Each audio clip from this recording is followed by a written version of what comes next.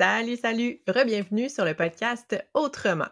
J'espère que ça va bien de ton côté. Moi, je suis à 30 minutes de partir pour un voyage en Italie, donc ça va bien. Bien hâte de profiter de ce petit moment de répit-là. Si tu as lu le titre de l'épisode, tu sais que je vais te parler du cabinet des curiosités, mais cette fois-ci, je vais te parler des coulisses du cabinet des curiosités. Parce que, en fait, si tu as suivi cette aventure-là ou si tu es le moindrement présent, je te dirais, sur les réseaux sociaux ou dans les infolettres des différents entrepreneurs au Québec et en Europe, probablement que tu as vu passer beaucoup de contenu en lien avec le cabinet des curiosités, qui est en fait un gros événement, un gros bundle de petits produits qui s'adressent aux entrepreneurs en ligne, aux infopreneurs, solopreneurs, et dans lequel j'ai été impliquée. Donc, un de mes petits produits a été sélectionné pour faire partie du cabinet des curiosités. Donc, j'en ai parlé beaucoup. J'en ai parlé dans mes infolettres, j'en ai parlé sur mes réseaux sociaux, mais aujourd'hui, j'ai envie de t'amener en coulisses, de t'expliquer comment je me suis retrouvée là. Qu'est-ce que ça implique de faire partie d'un gros projet collaboratif comme ça? C'est quoi mes prises de conscience par rapport à ça? Est-ce que je le referais? Est-ce que je le referais pas? Qu'est-ce que j'ai appris? Qu'est-ce que j'ai compris? Puis, est-ce que c'est une bonne idée de faire partie de ce genre de gros projet-là? Donc, en gros, comment je me suis retrouvée dans le cabinet des curiosités? Donc, Alex Martel et Charles Davignon organisent pour la deuxième année le cabinet des curiosités. Et au printemps l'année passée, ils ont envoyé un message pour faire un appel aux candidatures, dans le fond. Un peu du type, si tu as un petit produit qui pourrait être pertinent pour des entrepreneurs en ligne, solopreneurs, tout ça, peu importe ton sujet de prédilection, peu importe l'angle que tu choisis, tout ça, si c'est utile, c'est quelque chose de concret, d'applicable en moins de 2 heures, un peu différent aussi, un peu innovant, ben on veut savoir. Et en fait, ils ont reçu plus de 500 candidatures pour le cabinet et ils ont retenu au final 124 petits produits. Donc, j'ai eu la chance d'avoir été choisie, mon produit a eu la chance d'avoir été choisi. Donc, quand j'ai vu ce message-là passer, que j'ai vu le message d'Alex, tout de suite, je me suis dit, OK, qu'est-ce que je peux faire? Puis en fait, l'année passée aussi, je m'étais dit, l'année passée, j'avais pas de petits produits pour les professionnels ou pour les entrepreneurs, donc j'avais pas pu participer, j'avais pas soumis en fait de candidature. En fait, j'avais soumis une candidature, mais je savais pas, à ce moment-là, on savait pas que c'était pour les entrepreneurs. Bref, tout ça pour dire que ça fait longtemps que je me dis, si ce projet revient, je veux en faire partie. Et donc, cette année, j'étais assez prête mentalement à proposer quelque chose. Et finalement, j'ai décidé de proposer 2 produits pour le cabinet des curiosités. Donc, le premier produit que j'ai proposé, c'était mon robot de rédaction de rapport. Donc, je donne un atelier qui s'appelle Pas moi qui écris, donc sur mon robot rédacteur pour les professionnels. Et j'ai soumis ce projet-là qui était pas très finalement différent, innovant parce qu'il se passe beaucoup de choses avec l'IA puis des GPT personnalisés. C'est quelque chose qui existe de plus en plus. Et j'ai aussi donc soumis une deuxième idée, un deuxième petit produit qui est en fait visible et conforme. C'est celui qui se retrouve à l'intérieur du cabinet. Et en fait, ce que c'est visible et conforme, c'est vraiment un amalgame de 2 produits que j'utilise déjà, qui sont déjà en fait disponibles, mais que j'ai regroupés pour faire quelque chose de plus complet. Donc, en fait, j'ai assemblé dans ce produit-là ma boîte à outils visibilité. En fait, il y a une boîte à outils avec des gabarits pour la page de vente, la page de service, la page à propos. Il y a aussi des façons de recycler du contenu qu'on a déjà pour, par exemple, le partager sur des réseaux sociaux, faire un article de blog, faire des infolettres, par exemple, partir d'un contenu de formation qu'on a fait, d'un atelier, peut-être de matériel même qu'on utilise avec nos clients habituellement. Comment est-ce qu'on peut recycler tout ça pour augmenter notre visibilité? Qu'est-ce qu'on a le droit de faire, pas de faire? Comment est-ce qu'on peut faire de la publicité? Là, c'est vraiment un petit topo très, très simple de comment on peut commencer tranquillement en publicité Facebook. Bref, tout ça. Puis de l'autre côté, j'avais la portion de l'atelier promouvoir une offre de service quand on est membre d'un ordre. Donc, où j'allais vraiment parler de tout ce qui est ordre professionnel, qu'est-ce qu'on peut faire, qu'est-ce qu'on peut pas faire, comment est-ce qu'on peut un peu, je vais pas dire contourner les règles, mais comment est-ce qu'on peut aller trouver d'autres stratégies, en fait, qui nous permettent quand même d'être visibles malgré les règles qui sont imposées par les différents ordres professionnels. Fait que ça, c'est mon produit. Il est à l'intérieur du cabinet. Donc, quand on achetait le cabinet, on avait accès à ce produit-là et les 123 autres. Et d'ailleurs, c'est un produit qui va être encore disponible et accessible, que ça va être possible de se procurer même à l'extérieur du cabinet. Ceci étant dit. Donc, voilà. Fait que j'ai envoyé ça, mes 2 produits, en me croisant les doigts pour être choisis pour le cabinet. Et finalement, en juin, je reçois le fameux courriel qui me disait « Top secret, ton petit produit a été retenu ». Et à partir de là, tout s'est comme enclenché. En fait, j'ai reçu ça, on a reçu des instructions, on a reçu un portail Notion juste pour les bundleistes. Donc, ceux qui font partie du cabinet, on s'appelait bundleistes. Donc, je vais utiliser ce terme-là. Donc, pour les bundleistes,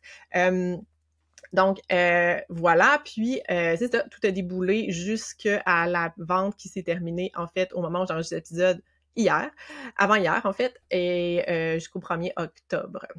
Donc, de juin à octobre, on était un petit peu là-dedans. Fait que j'ai envie de te parler de qu'est-ce que ça implique concrètement faire partie de ce genre de projet collaboratif. Puis c'est pas la première fois, je l'ai fait aussi quand j'étais avec mon chapeau d'orthophoniste pour une formation. En fait, là, c'était vraiment un regroupement de formation pour les parents. Donc, j'avais fait partie de ça qui est organisé par Kayla Rodrigue il y a peut-être 2 ans de ça. Je l'ai fait 2 années en ligne. Donc, tu sais, c'est pas la première fois que je fais partie d'un genre de gros projet collaboratif. Ce que ça implique concrètement, faire partie de ce genre de projet-là, c'est beaucoup, beaucoup de temps et d'énergie. OK? Puis là, je vous dis ça, puis ça dépend vraiment de ton niveau d'implication à l'intérieur de tout ça.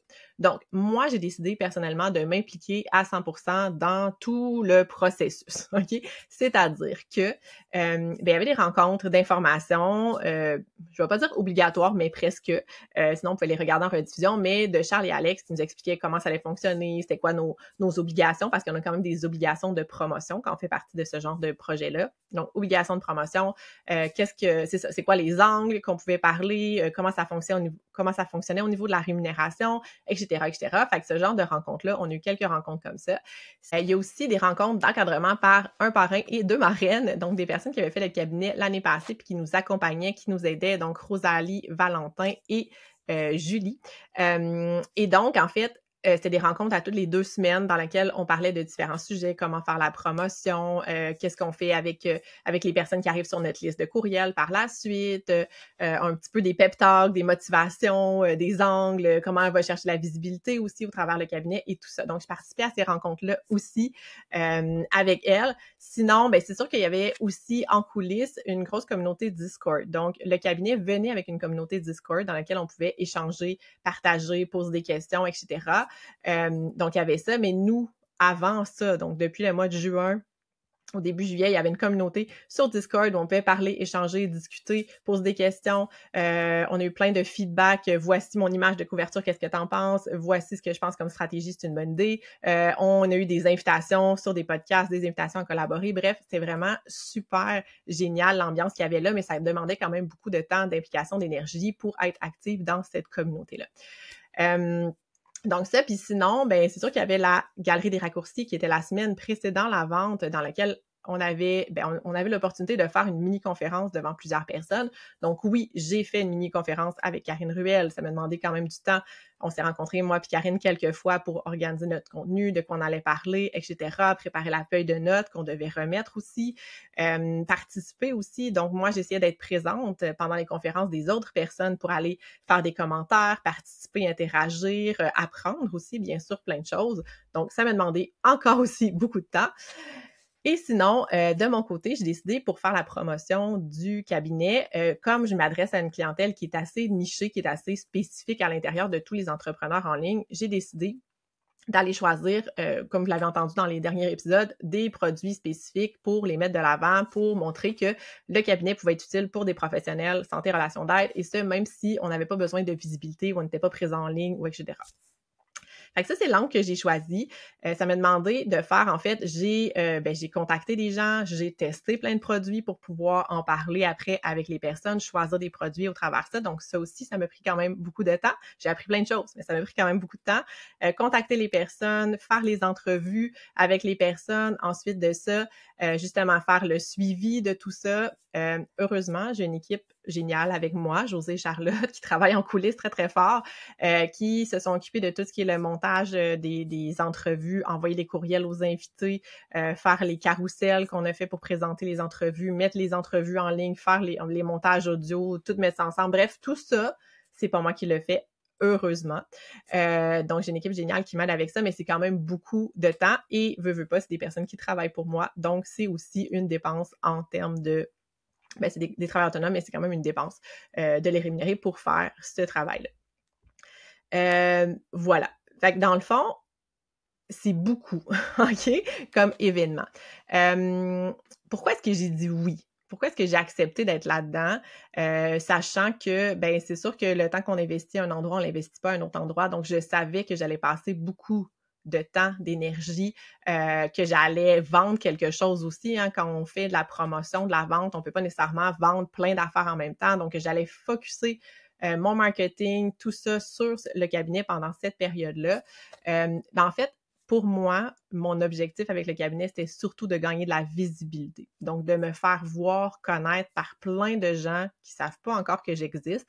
Et surtout, de l'autre côté de l'océan, donc il y avait beaucoup, beaucoup de personnes en Europe qui étaient là. C'était ça mon objectif, de me faire voir. Sinon, mon deuxième objectif, c'était vraiment que pour augmenter ma crédibilité comme coach du business, dans le sens où je suis assez connue dans mon domaine à moi, j'ai envie de me faire connaître par les autres professionnels de la santé et de la relation d'aide. Et en fait, pour moi, que mon produit soit choisi parmi tous ces produits-là, qu'on m'invite à faire une conférence parmi un groupe de conférenciers assez limité sur un gros événement comme ça. Il y a des gros budgets publicitaires aussi sur cet événement-là. Il y avait 16 000 personnes au total qui se sont inscrites à l'événement gratuit. C'est énorme. C'est vraiment beaucoup, beaucoup de gens. Mon visage était sur le site web, j'ai fait la conférence, il y avait les rediffusions, etc. Et que Alex et Charles m'aient fait confiance avec mon produit, pour moi, ça l'aide à montrer que je suis crédible, que je sais ce que je dis, que c'est pertinent, que je suis à la bonne place, entre guillemets, bref, que c'est utile pour les autres personnes. Donc ça, c'était quelque chose que j'allais aussi vraiment chercher en participant au cabinet des curiosités.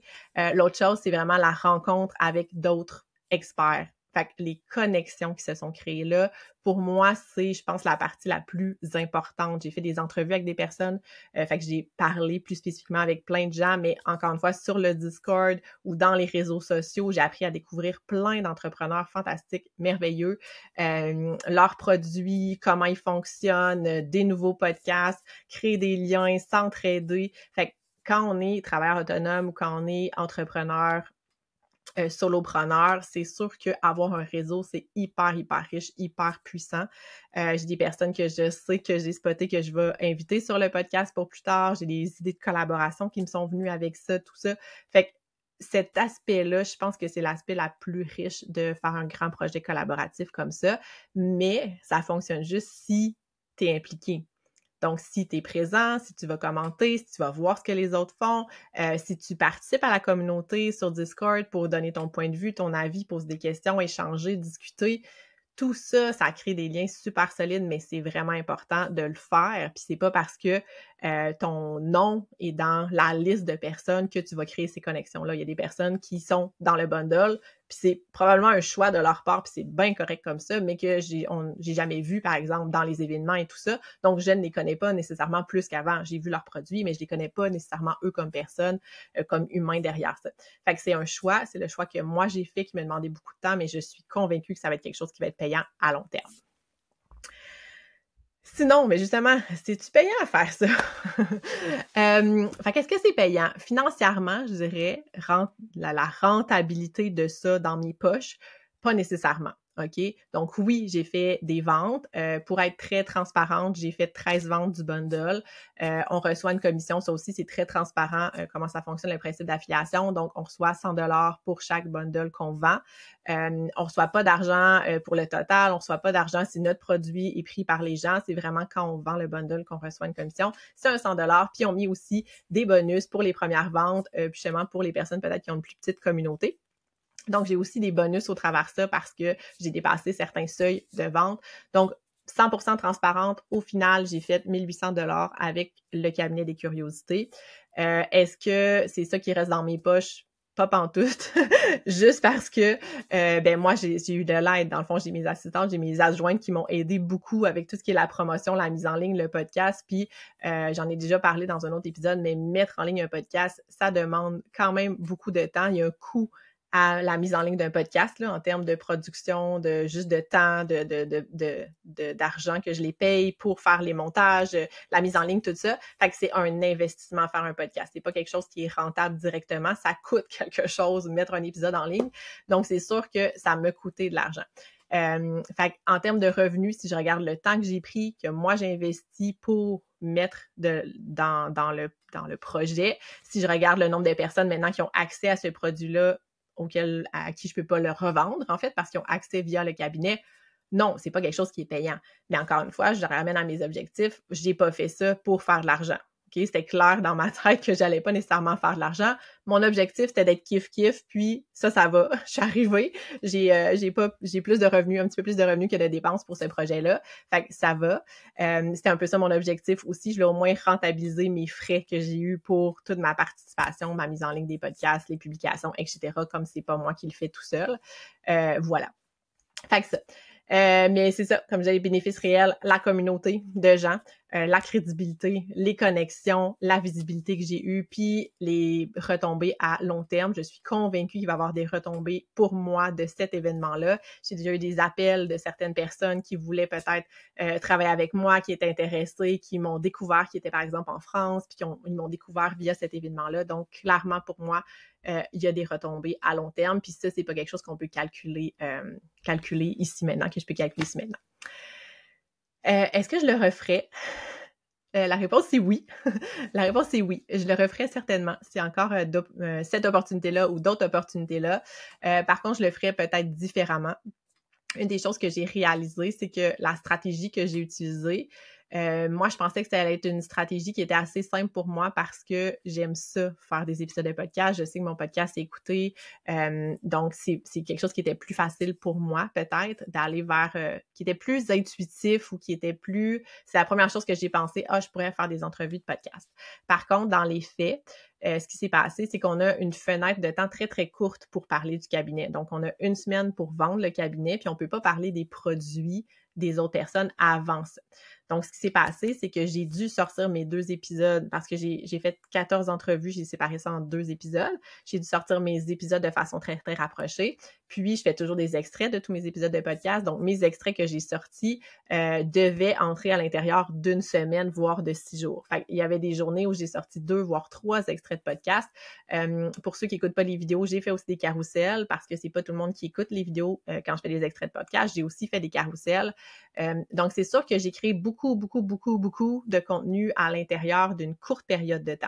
Fait que c'est sûr qu'il y a des contenus là-dedans qui se sont un peu perdus, dans le sens où il y a des gens qui les ont moins vus. Il y avait tellement de choses. Puis en plus, pendant la promotion du cabinet, il y a tellement de monde qui parle du cabinet. Il y a 124 personnes qui parlent du cabinet. OK, moi, j'ai les 2 pieds dedans. Je connais plein de gens qui sont à l'intérieur. Fait que je voyais juste ça. Pour vrai, j'ai vu juste ça pendant une semaine. C'est un peu l'objectif, en fait. D'un peu inonder tout le monde, puis de montrer tous les angles possibles, puis tous les avenues, puis tous les petits bundles que tout le monde a fait pour montrer on peut travailler telle chose. Ça a vraiment une réelle valeur. Tout ça, c'est ça l'objectif, de prendre une grande place, d'être très, très, très visible pour une courte période de temps. Mais j'ai l'impression que j'ai passé beaucoup de temps à créer des contenus qui n'ont pas été aussi vus qu'il y aurait pu l'être si ça avait été espacé dans une longue période de temps. Fait que, à revoir peut-être pour la stratégie, je dirais.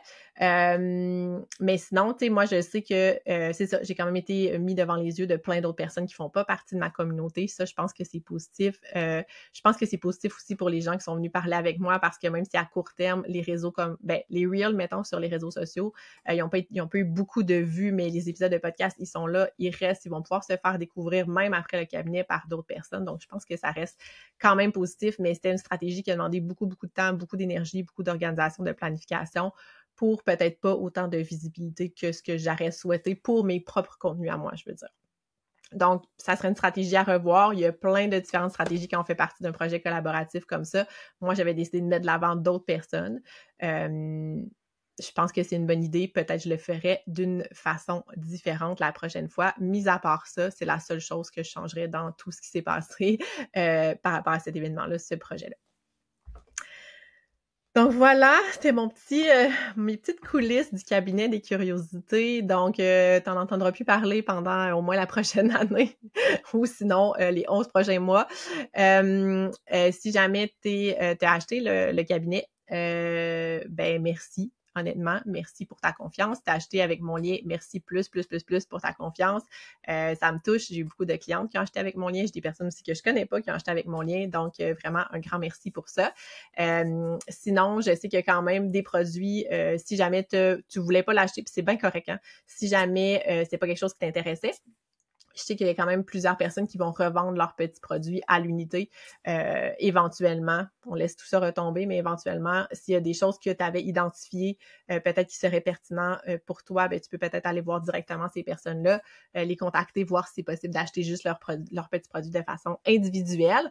Puis sinon, si jamais, ben c'est ça, si jamais tu t'es procuré le cabinet puis tu as envie d'avoir des recommandations, des suggestions, tout ça, autre que celles que j'ai déjà fait, ben viens m'écrire, viens me voir. Moi, j'ai plein de choses que j'ai pas mis dans ma liste pour les professionnels, mais que moi, j'ai téléchargé comme entrepreneur qui a besoin aussi d'organiser, d'avoir des processus, de gérer son temps, d'augmenter sa visibilité. J'utilise beaucoup l'intelligence artificielle aussi, fait qu'il y a plein de choses par rapport à ça que je suis allée chercher. Fait que bref, si jamais tu as besoin de pistes, je peux te parler de ce que j'ai utilisé à l'intérieur de ce merveilleux cabinet des curiosités-là. Donc, voilà pour ça. Moi, je quitte en Italie dans 15 minutes. et voilà. Et sinon, ben on se retrouve. Je vais être de retour quand tu vas écouter cet épisode. Par contre, sinon, je vais être de retour. On se revoit dans 2 semaines pour un prochain épisode d'Autrement. Bye bye!